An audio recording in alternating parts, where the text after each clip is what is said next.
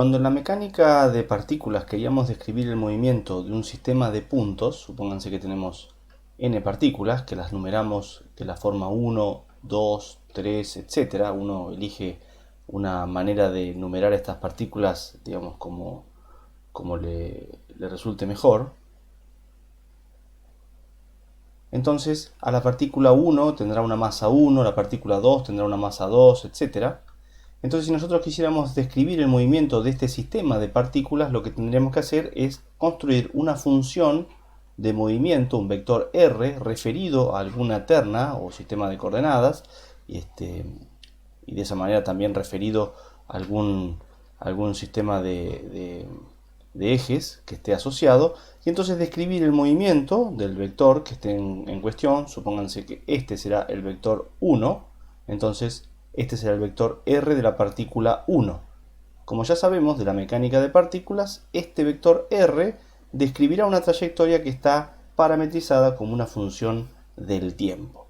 Es decir, si nos referimos a un sistema de partículas, tendremos que describir a través de este vector las componentes de los vectores de cada una de ellas. Entonces, para la primera partícula se la suele etiquetar a la función de movimiento con el subíndice con el que indicamos la partícula. En este caso, por ejemplo, el vector R de la partícula 1 en el tiempo t será una función vectorial de 3 componentes de la posición que la partícula 1 ocupe en el tiempo. De la misma manera, si quisiéramos describir la posición de la partícula 2, esta que está aquí será la partícula 2, entonces tendremos un vector posición para la partícula 2 que lo describiremos de esta manera. En definitiva, tendríamos una función para la partícula 1, una función para la partícula 2, etc. Una función genérica R sub i para la partícula iésima, para un sistema cualquiera de partículas. Para un cuerpo continuo, nosotros habíamos visto que si tenemos que cumplir la hipótesis de que entre dos partículas cualesquiera de un cuerpo continuo existe otra partícula, nosotros ya no vamos a poder usar una descripción de este tipo. ¿Por qué? Porque una descripción de este tipo demanda que nosotros podamos numerar las partículas. Solo ocurre eso para un sistema discreto de partículas, un sistema en el que cuando indiquemos la partícula número 3 esté claro a cuál punto se refiere del espacio. Cuando indiquemos la partícula iésima, sabremos entonces cuál partícula específica estaremos indicando con esta notación. Para un cuerpo continuo, la situación es un poco diferente. Supongamos que tenemos un cuerpo dado que tenga una forma cualquiera. Siempre voy a hacer dibujos de este tipo para indicar un cuerpo continuo. Sabemos que al ser continuo está constituido por un sinfín de partículas, y entre dos partículas cualesquiera, por ejemplo 1 y 2, siempre habrá una partícula intermedia, y entre esta nueva partícula intermedia habrá otra en el medio y otra en el medio, y así sucesivamente hasta el infinito. Entonces, esta forma de describir el movimiento deja de ser práctica cuando se trata de un sistema continuo. La idea es usar una etiqueta como la que usamos con un número entero, pero transformarla en un número real para tener en cuenta todas las propiedades topológicas de un continuo. ¿A qué me refiero con eso? Muy simple. Vamos a suponer que el cuerpo tiene una configuración dada en algún instante de tiempo. Incluso esa configuración podría no existir y ser una configuración abstracta, en la que el teórico a priori define como forma del cuerpo en su configuración de referencia. Entonces, si el cuerpo está en una configuración tal, es claro que la posición que tenga cada partícula estará dada por un vector que vamos a llamar vector x mayúscula, de esta manera. Es decir, cualquier punto que queramos determinar, otra vez a partir de un triedro, tendrá coordenadas x, y z. En mecánica del continuo, como es muy fácil confundirse, a veces es mucho más simple nombrar a las coordenadas en vez de x, y z. Es más fácil nombrarlas por x1, x2 y x3, donde x1 corresponderá a la coordenada tradicional x, x2 será la coordenada tradicional y la coordenada z será la x3. De esta manera, tres números, dispuestos como un vector, indicarán la posición de cualquier punto x, es decir, cualquier punto x del cuerpo cuando está en su configuración indeformada, lo podremos poner de esta manera, como x1 por el vector unitario e1, que será el vector que tradicionalmente llamamos en mecánica i latina, este será el e1 unitario, más x2 por e2 más x3 por e3. Fíjense que aquí no estoy haciendo ninguna descripción del movimiento, simplemente estoy caracterizando cada punto del cuerpo asociándole a él un vector. Este vector tiene por nombre la propia posición que tiene el cuerpo. Entonces, ahora volvamos a la idea del cuerpo discreto o al sistema de partículas que estudiamos en mecánica de cuerpos discretos. ¿Qué ocurre? La partícula 1 está etiquetada por un número puesto a capricho por el que resuelve el problema. Nosotros ahora vamos a llevar esta etiqueta adentro del argumento de la función y vamos a suponer que este cuerpo, cuando se deforma, va a parar al cuerpo azul. Entonces, imaginemos ahora que el cuerpo que está puesto en esta posición, cuyos puntos ocupan la posición X, se desplaza, se mueve, se deforma, rota, hace todo lo que tenga que hacer y va a parar a otra configuración, esta azul que estoy dibujando yo ahora. De tal forma que cada punto que estaba en el cuerpo antes de deformarse, ahora viene a parar a un nuevo punto. Es decir, si este es el punto X, entonces ahora irá a parar a un nuevo punto que estará ubicado aquí y será un punto que le vamos a poner otro nombre. Le vamos a poner el vector X minúscula. Entonces, la función de movimiento que nosotros queremos descubrir es a dónde va a parar cada punto X. Como podemos ver, al igual que ocurría en la mecánica de partículas, la trayectoria de cada punto estará dictada por una función del tiempo. Pero no solamente del tiempo, sino que también dependerá de la posición de la partícula original. Entonces, es fácil ver cómo podemos cambiar la etiqueta del cuerpo al que antes llamábamos con un conjunto de números naturales para los sistemas discretos y ahora escribirlo en términos de sistemas reales o continuos, de tal forma que la nueva posición del vector X será dada por una función de movimiento chi que dependerá tanto del punto original como del tiempo. Es decir, si ustedes se fijan cuál es la correlación que existe con esta relación en la que el vector que queríamos determinar la posición actual era una función del tiempo y además dependía de un índice i para cada partícula, con i de 1 a n, siendo n la cantidad de partículas, lo que hicimos fue tomar la etiqueta que estaba como un subíndice en la función de movimiento de cada una de las partículas del cuerpo y la introdujimos adentro de la función de movimiento como un argumento real. Esto que está aquí es el último objetivo de la mecánica del continuo, que es descubrir cuál es esta función de movimiento. Muchas veces en mecánica del continuo se va a ver que también la propia función x o el punto x que ocupa una partícula en un instante de tiempo, de un continuo, también es dada de esta manera, como una función de x chica, la posición actual, que depende de la posición original y del tiempo. A veces es más cómodo utilizar esta notación porque es más puro describir la función y el valor que tiene la función por dos letras distintas, no llamarlas de la misma manera. Pero cuando yo escriba esto, o cuando vean en los libros escrito esto de esta manera, significa esto. La función que lleva a de un espacio, del espacio de la configuración en la que uno refiere el cuerpo para poder etiquetar cada uno de los puntos, a la región donde va a ocupar la posición en un tiempo o un instante t, es lo conocido como función de movimiento. Esto que está aquí será entonces la función de movimiento. Las coordenadas que ocupan una posición x grande van a estar referidas a este sistema que yo dibujé aquí. Las nuevas componentes también podrían estar referidas al mismo sistema. En definitiva, la posición que ocupe la partícula actual, ahora, en el instante t, que estaba referida a la posición de la partícula en su configuración de referencia, podrá ser descrita como un nuevo vector puesto en este mismo sistema, o también, si se quiere, a través de un nuevo sistema. Supónganse que aquí hay otro sistema nuevo y referirla a este otro.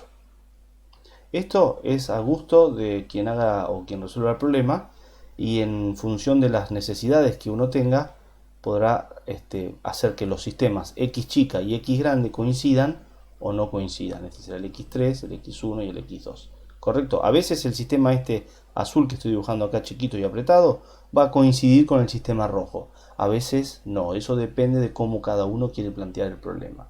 Lo que sí es interesante es que esta configuración, la roja, que se conoce como configuración de referencia, podría tratarse a la configuración que tiene el cuerpo en una condición inicial, por ejemplo, o la forma que tiene el cuerpo en algún instante de tiempo, o incluso podría ser una configuración que el cuerpo nunca tuvo y uno la propone como una configuración de referencia porque le es cómodo tratar al problema de esa manera. En cambio, la forma que el cuerpo tenga en la configuración azul será una solución del problema de la mecánica del continuo, y encontrar el movimiento sería encontrar cómo se mueve cada una de las partículas del cuerpo que está referenciado en rojo al cuerpo que está en azul. Entonces, veamos cómo podemos describir ahora el movimiento en términos más matemáticos. Vamos a suponer entonces que el cuerpo rojo está en esta configuración y que a través de la función de movimiento, de la función psi, va a parar a la configuración azul, es decir, se estira, rota, se mueve, se deforma y viene a parar ahora a esta configuración que está aquí.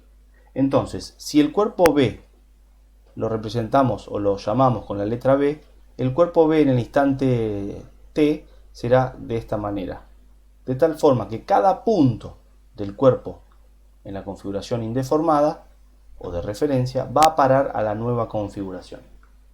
Esto impone ciertas restricciones a la función de movimiento, ciertas restricciones físicas. Por ejemplo, dos puntos que están cerca en el cuerpo indeformado o en el cuerpo en la referencia tienen que ir a parar a dos puntos que están cerca después de deformarse.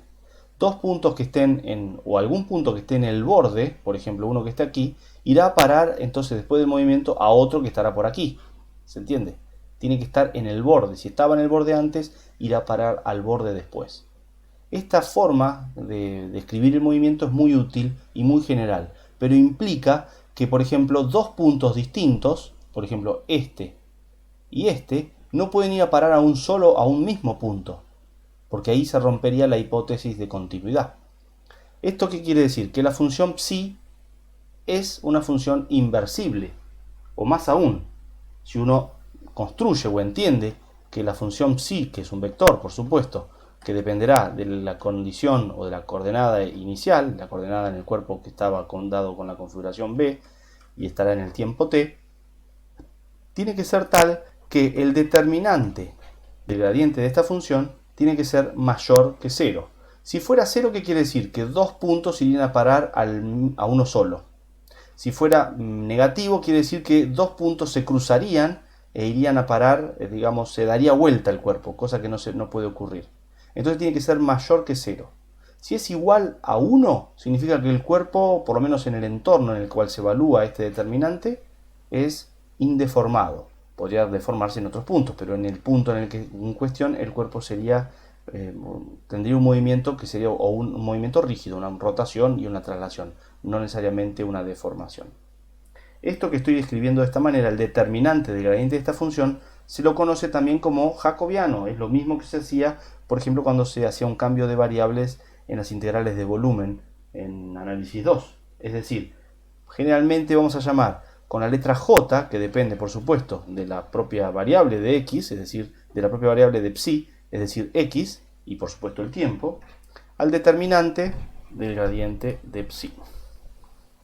Incluso uno podría describir o suponer el movimiento, como es el conjunto de todos los puntos del cuerpo, describirlo de esta manera, es decir, si el cuerpo está en la posición B, entonces en un instante de tiempo t cualquiera, el cuerpo BT ocupará esta región que está dada de esta manera. Esto es una forma simbólica de describir que cada punto del cuerpo va a parar a un nuevo cuerpo. Esto que está aquí sería la configuración del cuerpo deformado. También se lo llama configuración actual. Y este que está aquí es la configuración de referencia. Es decir, este de la configuración de referencia es la forma que tenga el cuerpo en el espacio o en el dibujo en rojo. y este que está aquí es la forma que tenga el cuerpo y la posición que ocupe cada partícula en el dibujo azul. Esto implica la existencia de dos tipos distintos de espacios métricos o campos. El rojo y el azul son distintos. Vamos a tratar de entender a qué nos referimos con eso. Cada parte del cuerpo que va a parar a la nueva configuración, a la configuración azul, la deformada, podría estar asociada a alguna propiedad. Por ejemplo, si nosotros medimos la densidad que tiene el cuerpo en este punto, o alrededor de este punto, vemos que podemos describir la densidad del punto a medida que se va moviendo el cuerpo o del punto en su configuración actual o espacial, ¿no es cierto? Si las cantidades que estamos viendo son, por ejemplo, yo me refiero a la densidad como una cantidad que depende del punto X, podría ser, y aquí podríamos pensar en la densidad de una cantidad que depende del punto X chica, ¿correcto? Esta magnitud que está aquí podría ser estoy pensando en la densidad, pero podría ser la temperatura, no sé, la densidad de entropía o cualquier otra cantidad que ya vamos a estudiarlas en detalle a lo largo del curso. Podrían estar referidos entonces a estos dos campos, al campo rojo, que es el campo de la configuración de referencia, o al campo azul. Vamos a ponerles distintos nombres a estos dos campos, porque son útiles y se usan mucho en mecánica del continuo dependiendo de la naturaleza del problema que uno quiera resolver. Entonces, las cantidades que evolucionan en la configuración azul se las llama eulerianas o espaciales o en su configuración actual. Por el contrario, las cantidades que evolucionan en X se las llaman lagrangianas, materiales o en configuración de referencia. Esta nomenclatura, que son sinónimos, cada una, digamos, decir euleriano, espacial o configuración actual, implica que una función cualquiera tendrá que ser una función de la coordenada X que ocupe en el instante t, cualquiera sea, pero es una cantidad que sería en la configuración actual. Esta se la suele llamar euleriana, espacial o actual, porque corresponde a un punto que no necesariamente ocupa el cuerpo en todo instante, porque el cuerpo se está moviendo a través de este espacio X chica. Sin embargo, en la referencia lagrangiana, la función será una función, ahora otra función, llamémosla con otra letra, una función g, que estará dada como un campo que depende de la coordenada del cuerpo o que el cuerpo tenía antes de deformarse o en la configuración de referencia. Entonces, euleriana corresponde al cuerpo deformado, lagrangiana al cuerpo indeformado. Espacial es exactamente sinónimo de euleriano y configuración actual es exactamente sinónimo de las otras dos. Lo mismo ocurre aquí. Materiales es exactamente sinónimo de coordenadas lagrangianas y configuración de referencia también es sinónimo de las dos anteriores. Tal como ocurre en la mecánica de partículas, se define al vector, por ejemplo, velocidad como ¿quién? Como la derivada respecto del tiempo, vamos a poner así, psi punto, ¿de quién?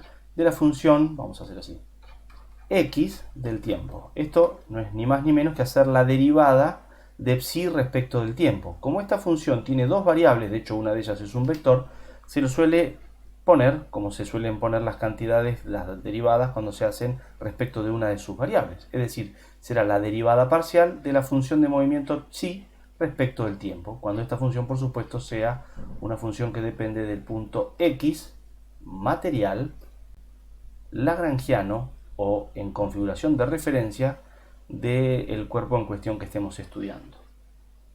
Por supuesto, esto será la velocidad. Fíjense que la velocidad es la velocidad que tiene cada punto. El cuerpo continuo se moverá no necesariamente con la misma velocidad todos los puntos del mismo. De la misma manera, podemos definir la aceleración.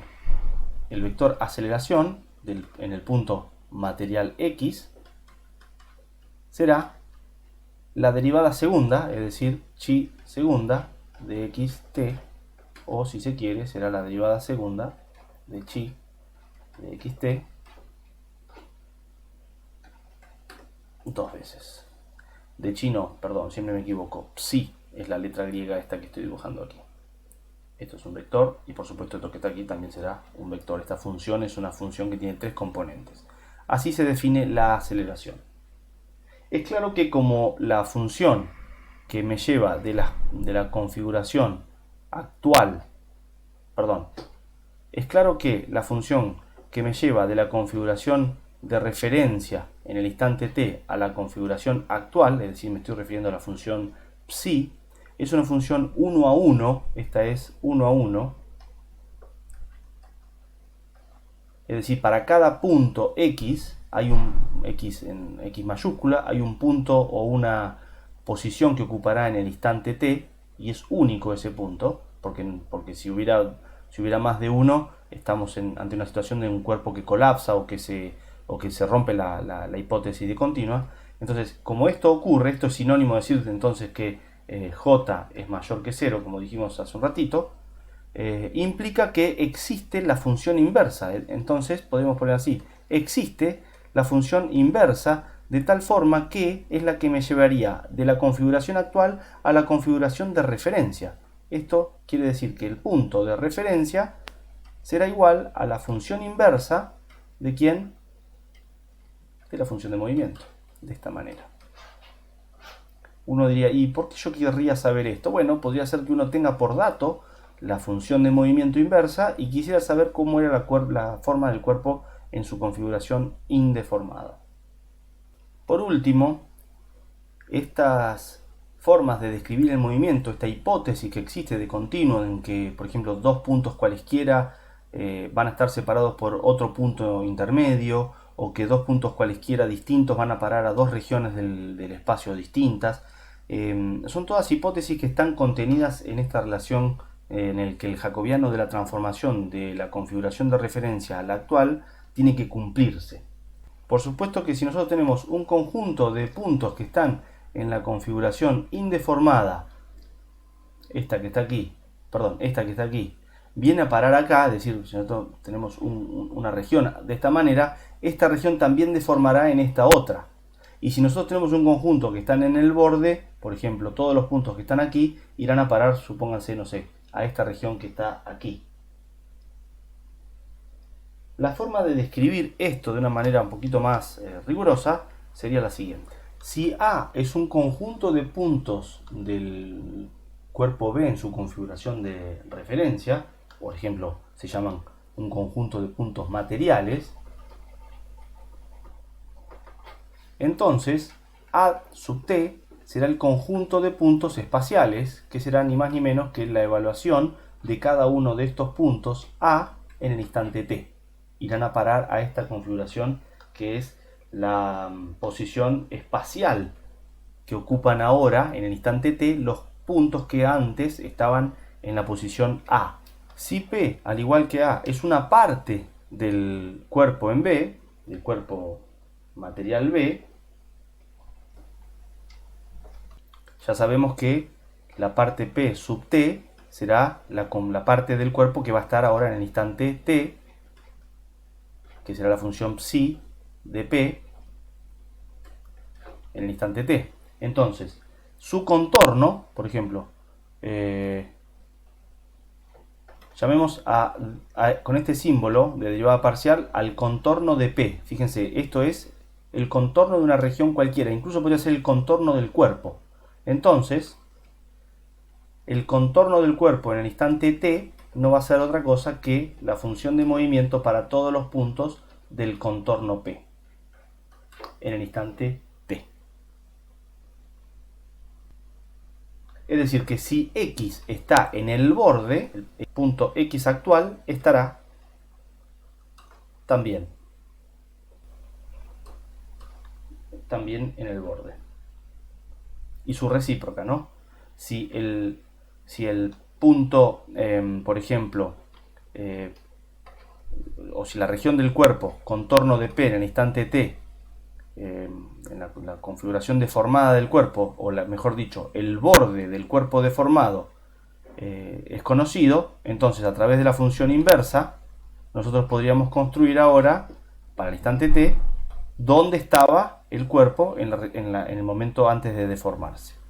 Esta es la primera parte del estudio del movimiento o cinemático, de lo que corresponde a la descripción de la deformación como analogía de lo que ocurría en el etiquetado de las partículas en un cuerpo discreto o en un conjunto de partículas, en el que en lugar del número que indicaba el nombre de la partícula, ahora lo subimos, lo cambiamos y lo llevamos desde el subíndice a una función como si fuera una variable, puesto de esta manera. Lo demás es una construcción matemática análoga a la que se hacía en la mecánica vectorial de Newton.